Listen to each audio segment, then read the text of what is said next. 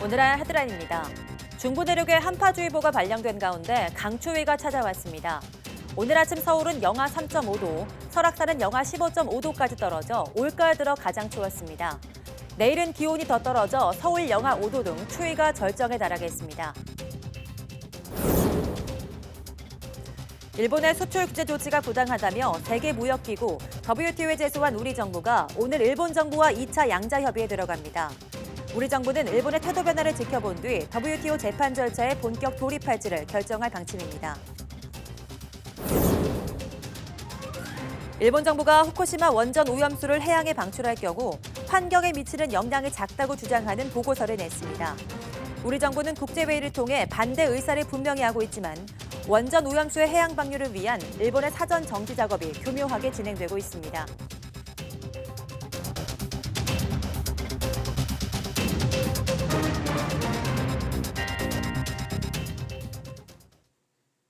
여러분 안녕하십니까? 11월 19일 사이언스 투데이입니다. 중부지방에 한파주의보가 내려진 가운데 오늘 아침은 올가을 들어 가장 추웠습니다. 설악산 기온이 영하 15.5도까지 떨어진 가운데 파주 영하 5.7도, 철원 영하 4.9도, 서울도 영하 3.5도로 올가을 최저기온을 기록했습니다. 기상청은 찬 대륙고기압이 확장하면서 전국의 기온이 크게 떨어졌다고 밝혔습니다. 이번 추위는 내일 아침 서울 기온이 영하 5도까지 내려가며 절정을 이룬 뒤 모레 낮부터 풀릴 전망입니다. 네, 일본의 수출 규제 조치가 부당하다며 WTO에 제소한 우리 정부 대표단이 오늘 한 달여 만에 다시 양자 협의에 들어갑니다. 정부는 이번 협의 결과에 따라 본격적인 재판 절차에 돌입할지 결정하겠다고 했는데 돌파구를 찾을 수 있을지 주목됩니다. 김태민 기자입니다. WTO 2차 양자 협의에 참석하기 위해 우리 측 대표단이 스위스 제네바로 향하는 출국길에 올랐습니다.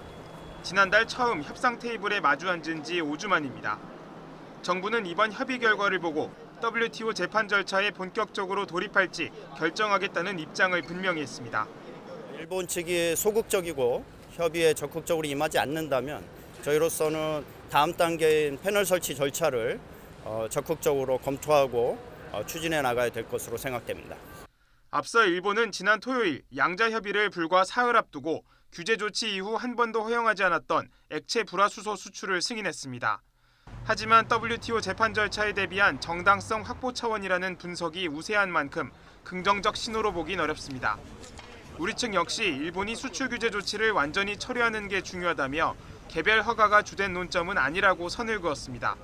조치 자체가 문제가 되는 것이지 이 조치에 따라서 한두 건 허가가 나오는 게 이번 저희가 추구하는 이 WTO 분쟁에서의 주된 논점은 아니라고 생각됩니다.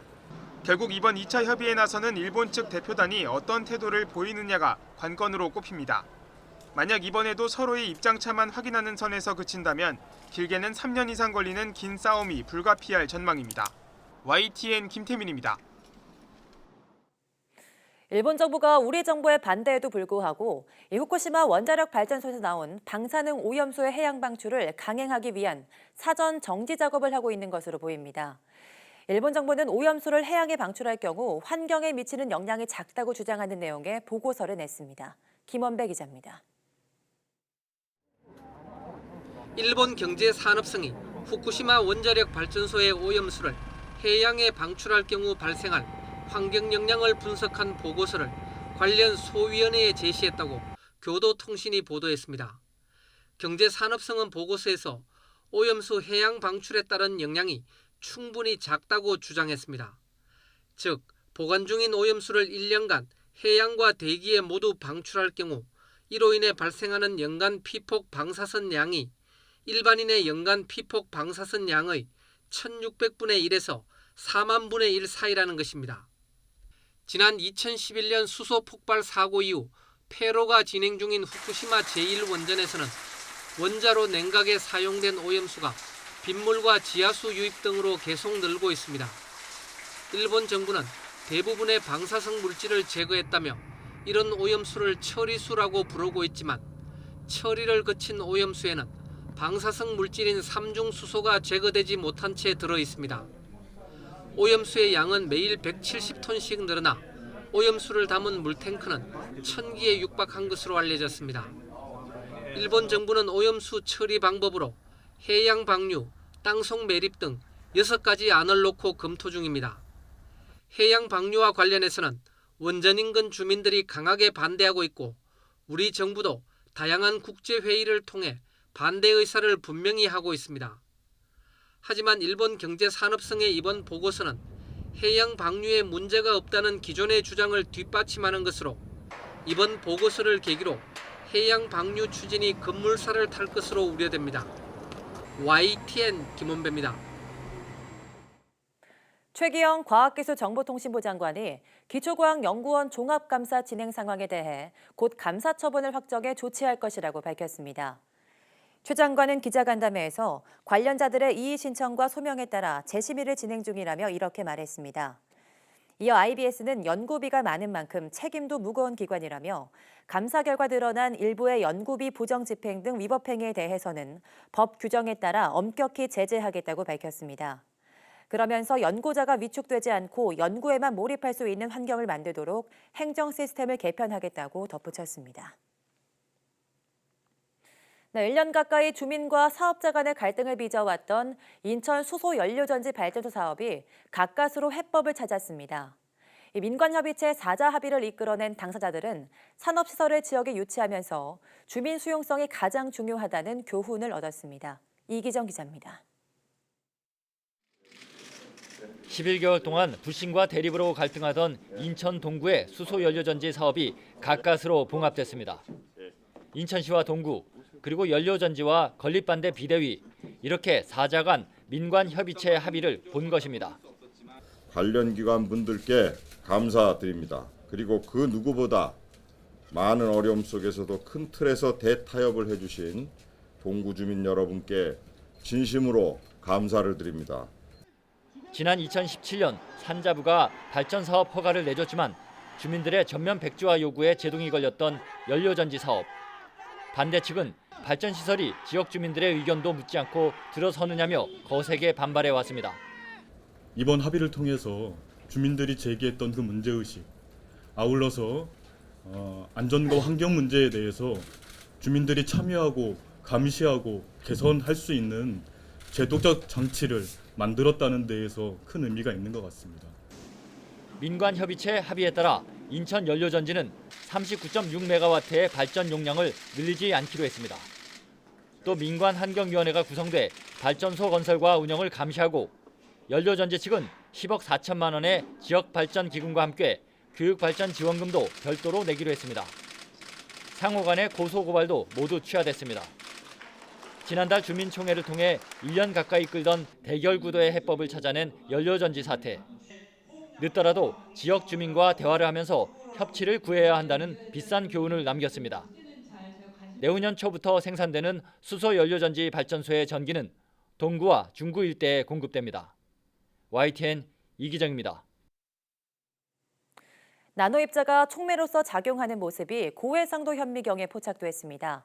서울대 연구팀은 실시간 액상 투과 전자 현미경을 이용해 실제 촉매가 작용하는 액체 속에서 세륨 산화물 나노입자의 촉매 특성을 관찰하는 데 성공했다고 밝혔습니다. 연구팀은 관찰 결과 나노입자의 각 면에 접한 액체 환경에 따라 각 면의 촉매 성능이 역동적으로 바뀌며 이는 촉매 전체 성능을 결정하는 것으로 확인됐다고 밝혔습니다. 연구팀은 이번 연구를 바탕으로 고성능 나노입자 촉매를 설계하면 차세대 연료전지나 난치병 치료를 위한 인공 효소를 개발하는 데 도움이 될 것이라고 설명했습니다.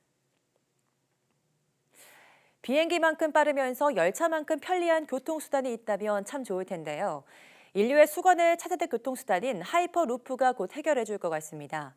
시속 1000km 이상의 엄청난 속도로 달릴 수 있다고 합니다. 보도에 김형근 기자입니다. 언뜻 보면 고속철 같기도 하고 우주선 같기도 합니다. 차세대 교통수단 하이퍼루프입니다. 최고 속도는 시속 1220km, 비행기만큼 빠릅니다. 서울에서 부산까지 단 20분에 주파합니다. 이처럼 엄청난 속도로 달릴 수 있는 건 진공 상태의 튜브 안을 떠서 가기 때문입니다. 마찰과 공기저항이 거의 없기 때문에 고속철보다 훨씬 빠른 속도를 낼 수 있는 겁니다. This technology is no longer theoretical, it's actually proven and it's there. We've shown the world it can be done. 하이퍼루프를 처음 제안한 건 테슬라의 공동 창업자인 일론 머스크입니다. 이후 여러 업체가 개발에 뛰어들었습니다. 이 분야 선두를 달리고 있는 버진 하이퍼루프원은 미국 네바다 사막에 터널을 만들어 수백 차례 모의 주행을 성공리에 마쳤습니다. We're the only company in the world that have actually built a full-size test facility where we've done now over 400 tests. So we have proven that the technology works at full scale. 이 회사는 오는 2021년까지 하이퍼루프 시스템을 두바이에 건설할 계획입니다. 이 꿈의 교통수단에는 미국과 중국, 스페인 등의 50여 개 업체가 뛰어들어 개발 경쟁을 펼치고 있습니다.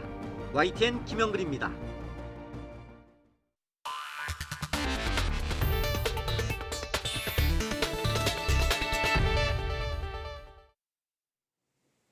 비료 공장 때문에 암 환자가 생긴 것으로 결론난 전북 일산의 장전마을 부근 마을에서도 암 환자가 집단으로 발생했다는 증언이 나왔습니다.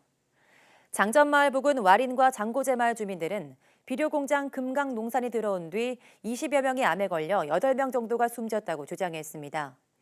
두 마을은 환경부가 암 환자의 비료 공장 관련성을 인정한 장전마을보다는 500m 정도 더 공장과 떨어져 있습니다. 장전마을 대책위원회는 행정당국을 상대로 한 피해 구제 신청 없이 바로 소송에 들어갈 예정입니다. 대책위원회는 실질적 피해보다 구제 신청으로 나오는 금액이 적어 실효성이 낮다고 판단해 곧바로 소송을 결정한 것으로 알려졌습니다. 앞서 환경부는 22명이 암에 걸려 14명이 숨진 장전마을의 암 집단 발병의 주요 원인은 부근 비료 공장에서 나온 발암 물질이라고 발표했습니다. 국내 연구진이 돌봄 로봇을 개발하는 데 필요한 데이터를 공개했습니다. 한국전자통신연구원 에트리는 로봇이 사람의 일상 행동을 인식하는 데 필요한 3차원 시각 데이터와 음성 데이터 등을 공개했다고 밝혔습니다. 연구팀은 실제 주거 공간을 만들어 놓고 고령자 50명과 20대 성인 50명을 모집해 55가지 일상 행동을 촬영해 모두 11만 2천여 개의 데이터를 확보했습니다. 또 전국 10개 지역에서 수집된 400시간 분량의 고령자 대화체 음성 데이터와 사람 검출 기술, 의상 인식 기술들도 공개했습니다. 이번 연구는 국내 로봇 인공지능 연구에 큰 도움이 될 전망입니다. 앞으로 전동 킥보드 무게가 최대 30kg으로 제한되고 경적 등의 안전장비 장착도 의무화됩니다. 이 산업통상자원부 국가기술표준원은 전동 킥보드와 건전지 등 4개 생활용품과 어린이 놀이기구 안전기준을 개정했다고 밝혔습니다. 개정안에는 앞으로 개인 이동수단을 수동과 전동 방식으로 분리하고 전동 킥보드 등의 이동수단은 안전기준을 별도 마련하도록 하는 내용이 담겼습니다. 이에 따라 앞으로 전동 킥보드는 무게가 최대 30kg까지로 제한되고 불빛을 내는 장치와 경적을 장착하는 데 의무화됩니다. 또 기존의 안전관리 대상에서 빠졌던 단추형 건전지를 안전 확인 대상 생활용품으로 포함해 중금속 함량 규제를 받도록 했습니다. 네, 10년가량 지난 오래된 김치 냉장고나 냉장고에서 불이 나는 사례가 끊이지 않고 있습니다. 지난해에만 600건이 넘었는데요. 같은 자리에 오래 두면 위험하기 때문에 정기적으로 점검을 받는 게 제일 중요하다고 합니다. 박소정 기자입니다. 연기가 집안 가득하고 가재 도구는 모두 타버렸습니다. 김치 냉장고 뒤편이 시커멓습니다. 지난 8월 30일 서울 진관동 아파트에서 난 불은 여기서 시작됐습니다. 같은 날 대구 월성동 아파트에서 난 불도 베란다에 있던 김치 냉장고가 원인이었습니다. 이렇게 김치 냉장고나 냉장고에서 불이 나는 경우는 전국적으로 지난해 619건으로 1년 전보다 86건이나 늘었습니다. 대부분 10년이 넘은 제품들로 추정됩니다. 오래된 전선에서 합선을 일으키거나 냉장고 뒤편에 수분을 머금은 먼지에 불이 붙는 경우가 많습니다. 사용 연한이 경과하였더라도 폐기하지 않고 쌀이라든지 육류 등 다른 식품을 보관하는 용도로 사용하는 경우가 많아 화재가 발생할 가능성이 커집니다. 늘어나는 화재를 막기 위해 한국소비자원과 전자업체들이 2주 동안 안전점검 서비스를 시작합니다. 만든 지 10년이 넘은 김치 냉장고나 냉장고는 각 업체 서비스 센터에 신청하면 부품 교체 비용만 받고 무료 점검을 해줍니다. 그 뒤에 이제 그 기계실 쪽에 카바 쪽에 보시면 먼지가 굉장히 많이 쌓여 있으실 거예요. 그러면은 그거 같은 경우는 집에서 가장 쉽게 하실 수가 있는 게 그 진공 청소기로 한번 그 먼지를 흡입을 하시면은. 김치 냉장고를 옮기거나 다시 설치할 때에도 정식 서비스 센터에 요청하는 게 좋습니다. 습기와 먼지가 많은 곳은 특히 피해야 합니다. 전원 코드가 눌리도록 놔두거나 하나의 콘센트에 여러 제품을 동시에 연결해 쓰는 것도 위험합니다. 오랫동안 안전 점검을 받지 않은 채로 사용하던 제품에서 불이 나면 소비자에게도 책임이 있다고 보고 제대로 배상을 받지 못할 수 있기 때문에 정기적으로 점검을 받는 게 무엇보다 중요합니다. YTN 박소정입니다. 우리나라는 도시의 인구가 편중됐는데요.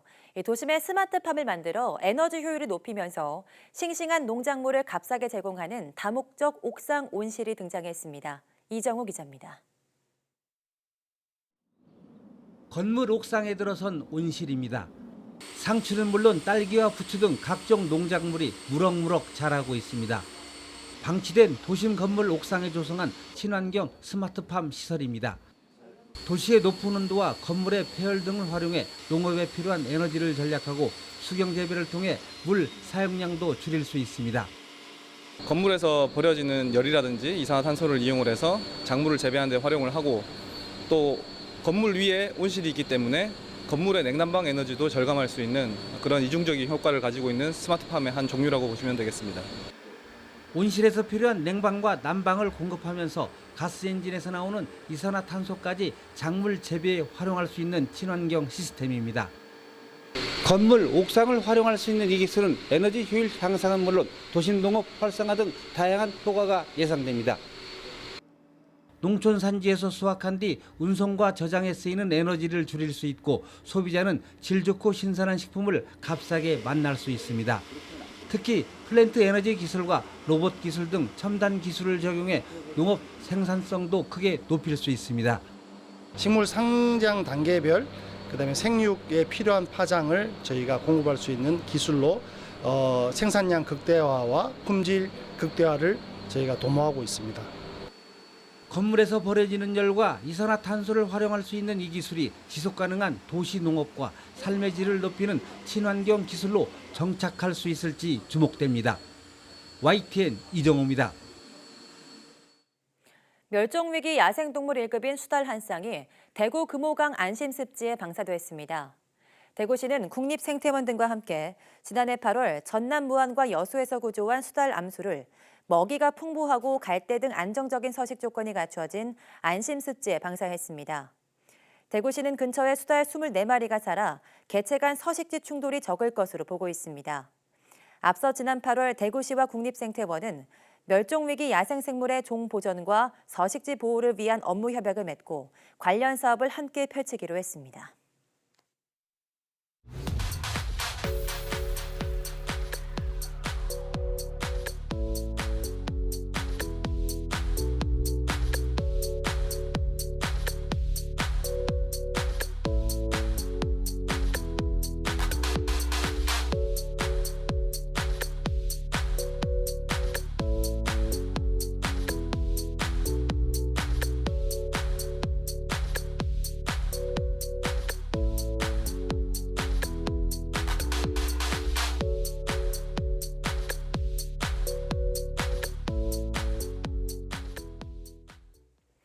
네, 오늘이 올가을 들어 가장 추운 날인데요.